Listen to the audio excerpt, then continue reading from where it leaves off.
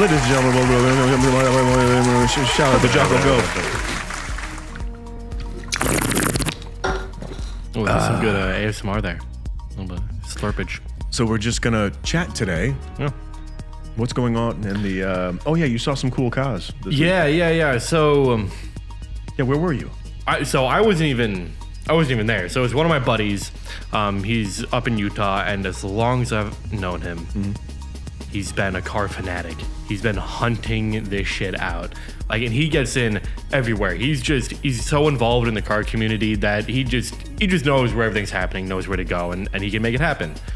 And I've been looking on his Snapchat story, wildly depressed, living vicariously through him. Yeah. He He has seen all the unicorns on planet Earth. Yeah, you were showing me the Lambo. Yeah, the Sesto Elemento. Wow. That is it. So it's a 1 of 6, I think, or one of a very low number. Wow.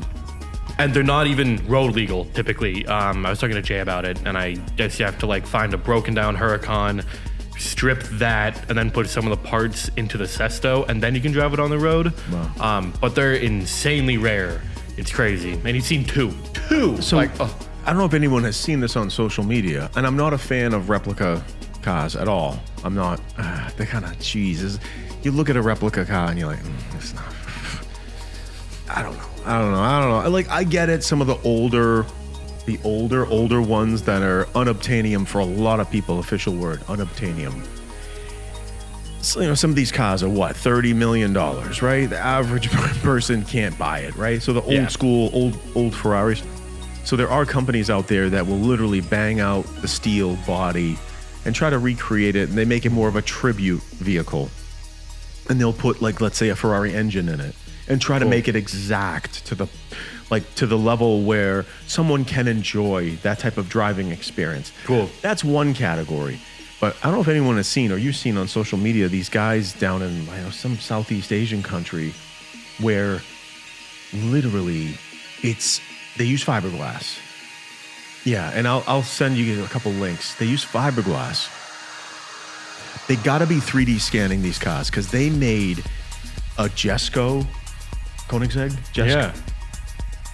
It's exactly spot on. They're making Pagani Huayras spot on. Now, when they put the interior in, it's a little off. You can see it's a little off, but what they're doing, I believe what they're doing is they're possibly going to car shows and they have a 3D scanner because their measurements are, it's disturbingly accurate. It's crazy. Now, obviously, the materials are not the same. The body isn't made out of carbon fiber. Obviously, it's not the same. But from like a 300-foot whatever, when you just look at it, you're like, because usually a replica will look off a little bit. Yeah. These are dangerously scary. Like to a T? Exact. And there's like nothing, like you're like, so they try to like recreate the interior and stuff like that. The only thing I disagree with, if you're going to create like a tribute car like that, put a proper engine in it. Yeah. Just fucking put a proper engine. We don't want a 4-cylinder Toyota engine. Yeah. Driving a Prius around in the body of a Ferrari. Dude, if you're going to go to that extent, they're literally framing stuff out with steel and welding the frame, the suspension, everything. The only thing that's off are a couple things. The material that they're using obviously is not carbon fiber. Yep. They're not really, and they're molding the steering wheels. You can tell that they took a 3D scan of a real one and probably like got a 3D printer or something. Yeah.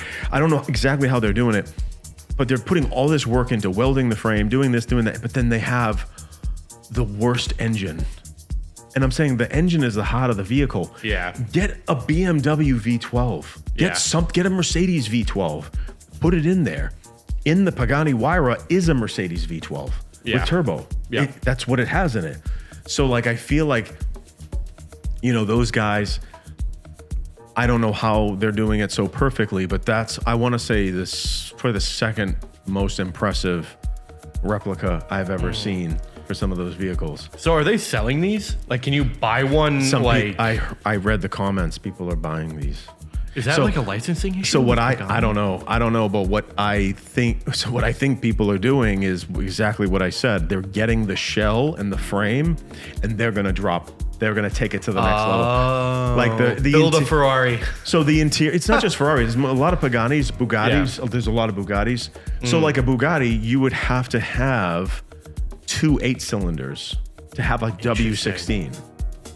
So you would have to hire a machine shop or whatever to put together the right stuff. But if you had the right connections in the automotive world, you could have a fun little toy to whip around in. Yeah. Don't claim it's a real one because you'll get laughed at. But if you want something to rip it up, put 2 8-cylinders in there so you have a W16. Yeah. And I would say try to like step up the interior a little bit, because the interior, it looked okay, but I was like, You could tell. If they just tightened it up a little bit with better leather, better flooring, and a better dashboard, design, or just the quality of the materials. Yeah. I think the quality of the materials would bring it to another level where, if someone had something like that, like get a license plate that just says replica on it, because everyone, like, if someone figures it out, it's going to be embarrassing. But just, you want something to tool around in and whatever, or like, I don't know. I'm on the fence with that stuff. I'm kind of like, but I'm like, ooh, if someone was a true craftsman and just wanted to kind of fuck around, like, hey, let's drop a V12 in this. Yeah. All right, now you have my attention. 'Cause Yeah. you just put a V12 twin turbo.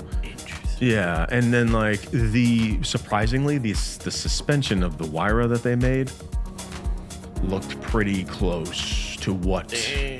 Because I've seen a Wyra in person. Yeah. And when they lift the rear bonnet that exposes the engine and the rear suspension, damn, dude. Some of these guys had it like, wow. They had the shocks the same way with the springs. Literally everything was almost, obviously not the quality of Pagani, but dude, it gave it a slight run for its money. Yes, it's not carbon fiber body, but man, it was, for what it was very impressive.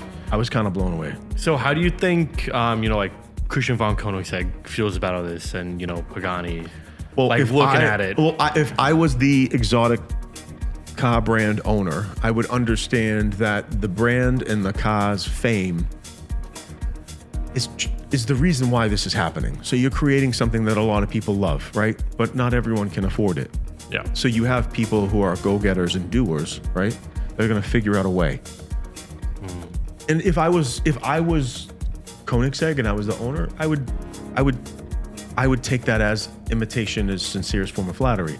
Like, oh wow, look at those guys putting in the work and the craftsmanship because they love my brand, they love my cars so much. All right.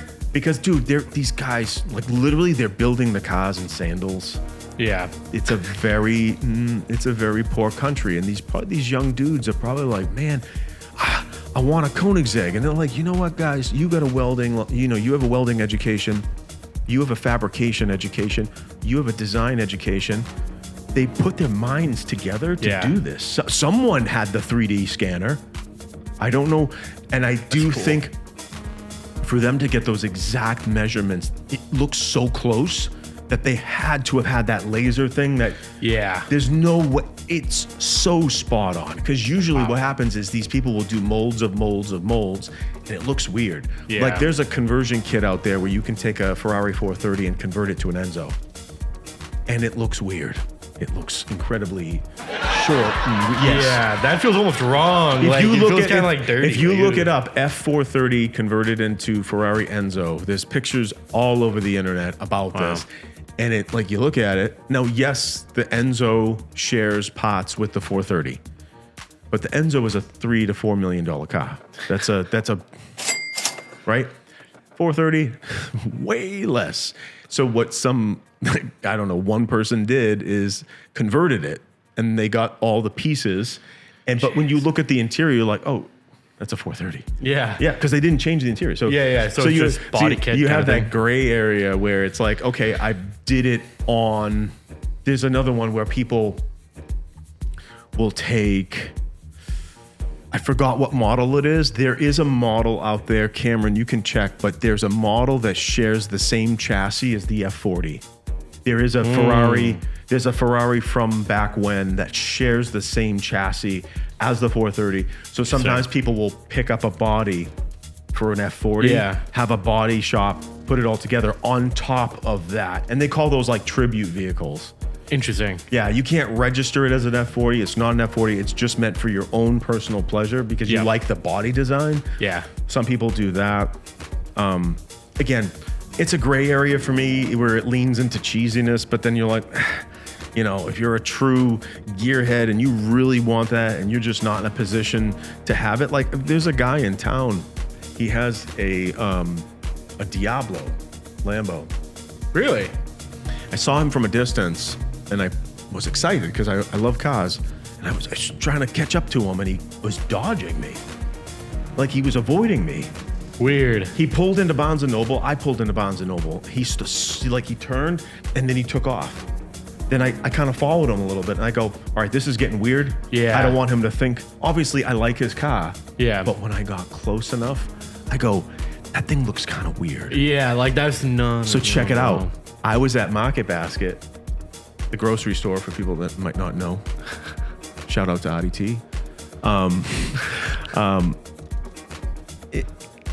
He was parked at Market Basket. I got all excited, went up to it, and literally, bro, I looked at that in the rear bonnet, the engine. I was like, wait a minute, what? Oh, I'm looking at the body lines and I'm like, oh my God, this is a kit car. Dude, I had no idea. That's crazy. But like people who aspire and really love those cars, sometimes they're not in a financial situation to be able to get them. Yeah. My heart goes out to them because they're true car enthusiasts and they really want it and they try to recreate it. My only recommendation is if you do that, drop the proper engine in it because the engine is the heart of the vehicle. Yep. So let's take the F40, for example. If you try to do that with an F40, which I don't recommend, by the way, I don't recommend that. The F40 originally had an 8-cylinder with twin turbo. That's what it had, and it had a gated shifter. You have to make sure it has those mechanical elements first that are comparable to what it is you're trying to make. Don't put a Honda 4-cylinder in an F40 tribute vehicle or whatever. Yeah, right? It's just embarrassing. There's different approaches. Some people, you know, they'll get the kit and they'll put it on top of a Fiero and it looks like total shit and it's just there's no performance. An exotic vehicle is not what it is without the performance. The engine is the heart of the vehicle. I'm not advising any of this, by the way. I'm not advising this. We're just talking, this is just chatting about stuff I see on the internet. And me being a car guy, I wanted to talk about these guys in Southeast Asia that are making these crazy, insane replicas. And I'll send you the link so camera can share, but it's like, you see them. It's definitely an area that is very poor. Interesting. Bro, when they pull out of the garage, the roads are not even paved. And there's Top like Gear type shit. Bro, chickens running around. Shout out to Rick Ross when he said chickens were quacking, quack, quack, quack, quack. 235 acres. We farming our own chickens, homie. Thousands of chickens, thousands. Running around everywhere, quack, quack, quack. And when these guys back out of the garage, it is a very, very rough looking area with non-paved roads, chickens, not quacking, and just people. You can see that is an area of not any type of wealth or even infrastructure. It looked like a very, very poor third world country. But, you know, shout out to them for trying, you know, it's, and like, there's like rumors that they're selling them. So my guess is that people are using the shell and they're just going to go all out to improve with that shell. Because they got the doors that open up right. They figured that out with the proper. That's dope. Dude, with the gearing and everything. Dude, they fucking welded everything. Literally, there's videos out there that are so long. I have to fast forward because I'm like, okay, how would they make, tube infrastructure, tube framing. Oh God, they're welding everything. And it shows step by step by step. They're grinding metal. They're doing this. They're measuring. They're doing this. Then they make like this like wood there was like wood template, and then they put a bunch of fiberglass on it. Weird. It's very involved. It's not a short process. So if That's pretty cool. Good for them. Good for them, dude. But if they're like if some gearhead is buying that shell for I don't know $5,000, and they're taking that shell and really putting another 20,000, 30,000 into it, and just make something for your own personal enjoyment with a V12. That could be a pretty sweet car. Yes, just for your own fun. It could be nice. The way I look at it is not to deceive, not to tell people that it's real. I would say this is a tribute vehicle. Yeah. Because I don't have 4 million sitting on, I don't have 4 million. So I'd be like, hey, it's just a tribute vehicle. I'd be very upfront about it. I wouldn't flex as if it was, it's just, it will cross over to cheese. Yeah. And I would do something like, I would put a sticker in the window that says tribute vehicle. Yeah. So I'm not making any claims. I'm not trying to whatever, but I want that experience as much as I can, because whatever, if someone's in that position where they're in a third world country and there's no way they could buy a Koenigsegg, I kind of see that side a little bit. Like, hey, dude, do you? And you, dude, one of the videos they made a LaFerrari. What? A fucking LaFerrari. Holy shit. Dude, they've made so all the big cars. So they made a Bugatti Chiron, they made a Pagani Huayra, they made a LaFerrari. I think I might have seen an Aventador too that they made, but it's a long process. Yeah. So those guys probably make pennies in a factory, and they're probably like, well, if we sell this for $5,000, we'll be rich. Yeah. Because over there, $5,000 is like 500,000. Yeah. So it'd be really funny if in like 5 years you go to one of those countries and there's just Lamborghinis, Ferraris, Koenigsegg's just driving around everywhere. That'd be crazy. I've seen some videos. I've seen some videos of like Americans who move to, let's say, like Thailand. Yep. And their food bill for the month is $140. Yeah.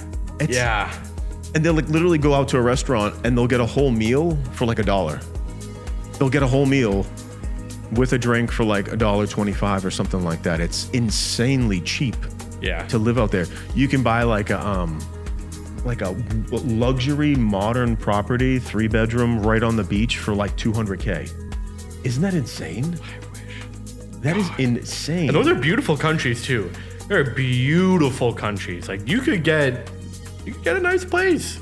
Yeah, so it's wild to me to see, okay, it's that cheap to live there. So it tells you, okay, if they're selling that shell and that frame for $5,000 and someone bought it, I'm guessing that person has plans to do some crazy shit. Oh, yeah. It's like something like that. It's got to get a V12. It's got to get all this, everything stepped up. Like literally you have the shell and the frame. You could go in and add to it, improve it, just basically modify it yourself. Yep. And it would cost you still a fraction of what the real thing. Yeah. Like, subscribe, hit the bell notification, leave comments, ask questions, whatever you got, we're here for you. Thank you. Bye-bye.